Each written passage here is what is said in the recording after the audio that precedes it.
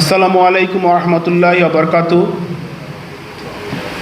সম্মানিত সভাপতি মোহাম্মদ আব্দুর রহমান খোকন ভাই, আমাদের প্রিয় নেতা ও বাংলাদেশ লেবার পার্টির চেয়ারম্যান ডক্টর মোস্তাফিজুর রহমান ইরিন ভাই, সম্মানিত প্রধান বক্তা এখন উপস্থিত হন নাই, উনি আসতেছেন, আমাদের জব্বার ভাই, বিশেষ অতিথিবৃন্দ, কেন্দ্রীয় ও মহানগর নেতৃবৃন্দ, বিভিন্ন থানা ও ওয়ার্ড থেকে আগত সম্মানিত প্রতিনিধি এবং উপস্থিত সকল গণমাধ্যম কর্মী, আপনাদের সকলকে জানাই আন্তরিক শুভেচ্ছা ও মোবারকবাদ।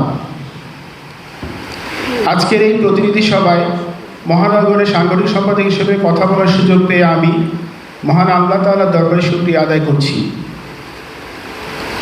প্রিয় নেতাকর্মী ভাই বোনেরা, একটি রাজনৈতিক দলের সবচেয়ে বড় শক্তি তার সংগঠন, আদর্শ, নেতৃত্ব এবং কর্মীদের ঐক্য। এই তিনটি বিষয় একটি সংগঠনকে সফলতার পথে নিয়ে যায়। তাই আমাদের প্রত্যেকটি থানা, ওয়ার্ড, ইউনিটকে আরও শক্তিশালী, আরও গতিশীল এবং আরও জনসম্পৃক্ত করতে হবে।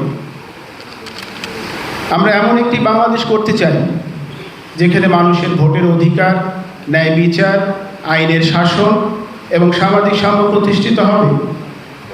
বাংলাদেশ লেবার পার্টি সবসময় সাধারণ মানুষের অধিকার, শ্রমজীবী মানুষের ন্যায্য দাবি এবং দেশের স্বাধীনতা সার্বভৌমত্ব রক্ষার পক্ষে কথা বলছি।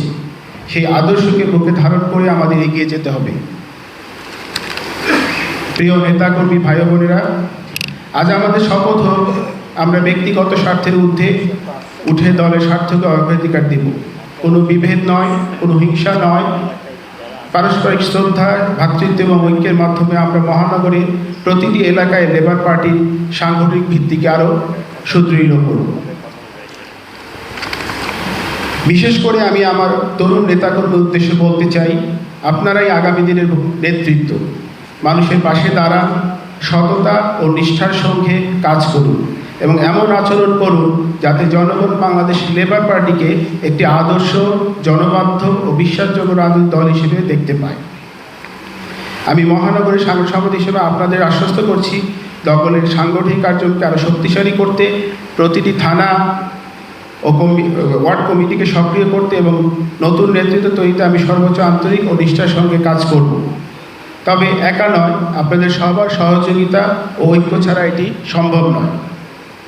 আসুন আমরা সবাই মিলে শপথ করি, সংগঠনকে শক্তিশালী করব। কি করব? তো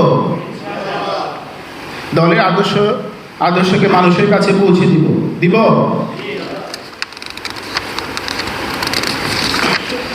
জনগণের সুখে দুঃখে পাশে থাকবো, ইনশাআল্লাহ থাকবো। তো সুশৃঙ্খল, সততা, ঐক্য বজায় রেখে বাংলাদেশ লেবার পার্টিকে নারায়ণগঞ্জ মহানগরে একটি শক্তিশালী রাজনৈতিক শক্তি হিসেবে প্রতিষ্ঠিত করব, ইনশাআল্লাহ।